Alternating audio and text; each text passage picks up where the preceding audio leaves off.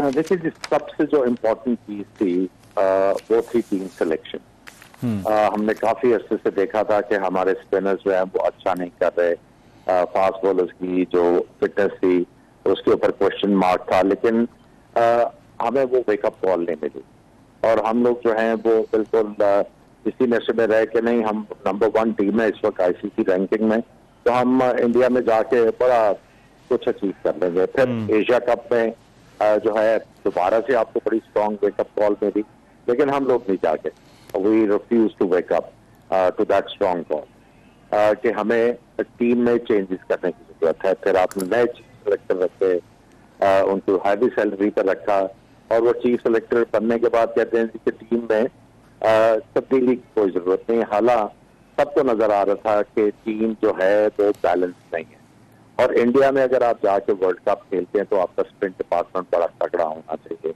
और जो भी टीमें ऊपर आई हैं उनके स्पिनर्स देख रहे हैं, कहीं ना कहीं उन्होंने जबरदस्त परफॉर्मेंसेस की हुई है।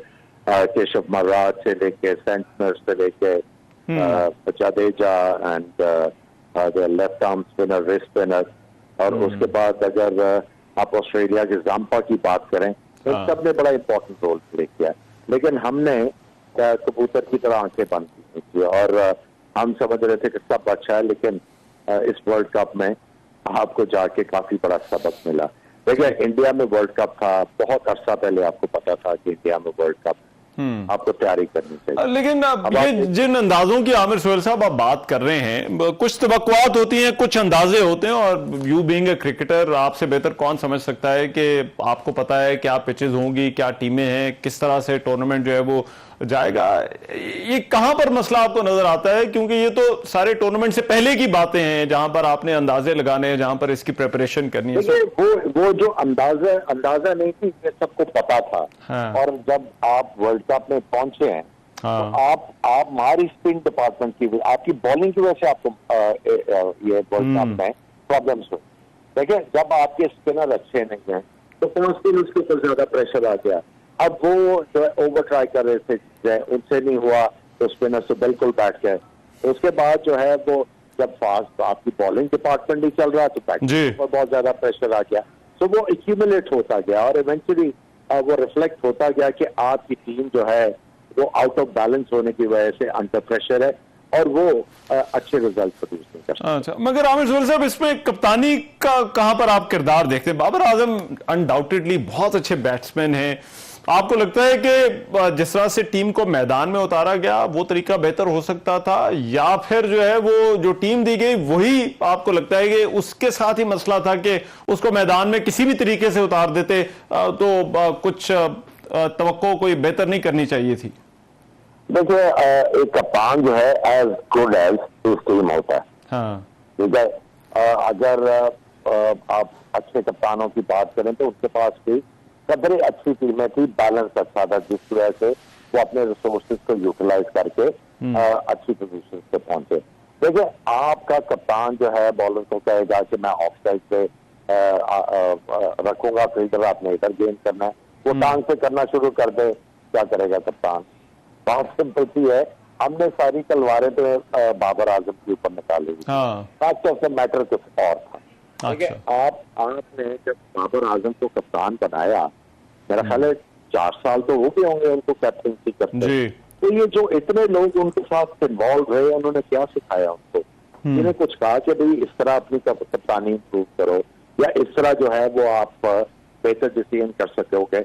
आपने उसको कप्तान तो बना दिया, लेकिन उसको किसी ने हेल्प की? नो। अब देखें ये दोबारा से वो हम बैक टू स्क्वायर वन आएंगे।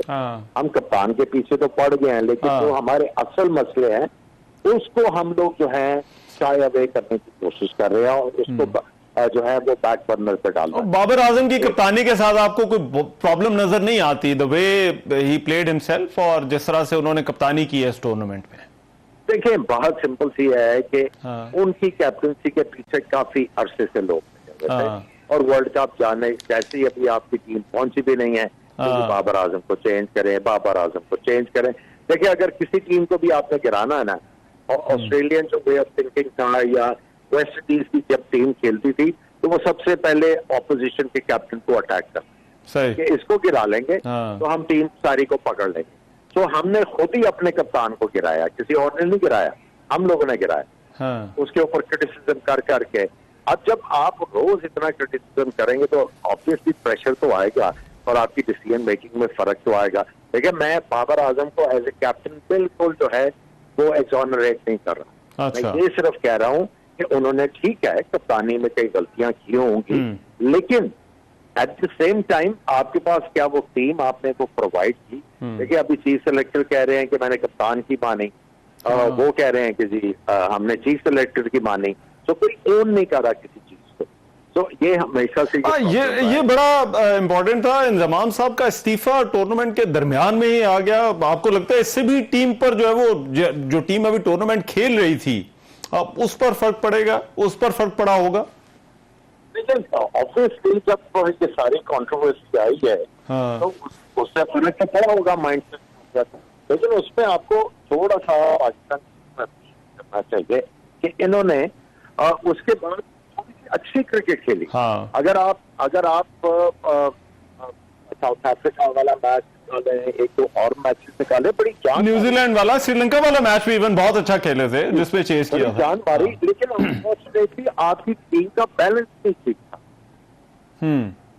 कहीं ना कहीं आके आपका वो जो इनबैलेंस था वो आपको आके हॉन्ट करता रहा। स्पिनर आपके पास क्वालिटी नहीं थे, फास्ट बॉलर जो थे वो स्ट्रगल करना शुरू कर दिया, वो भी तैयार नहीं थे।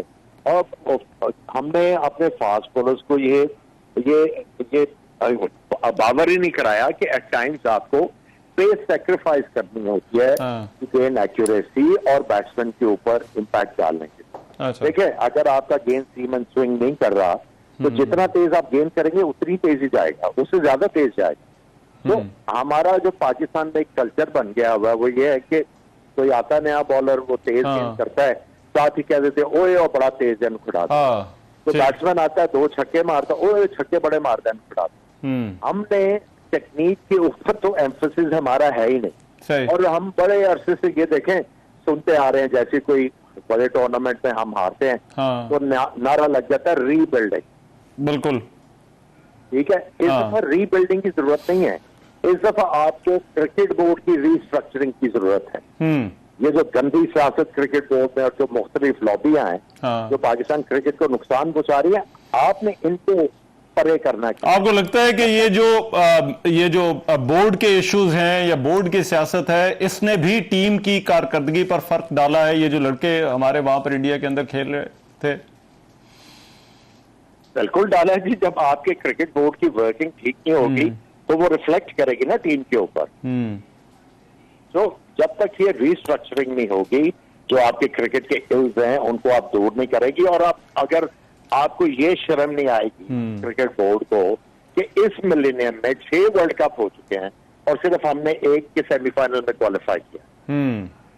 ठीक। अगर आपको इस चीज से अभी भी शर्म नहीं आएगी तो फिर इन्ना लिल्लाह व इन्ना इलैहि राजिऊन पढ़ लेते हैं। राइट। बहुत शुक्रिया। आमिर सोहेल साहब हमारे साथ मौजूद थे।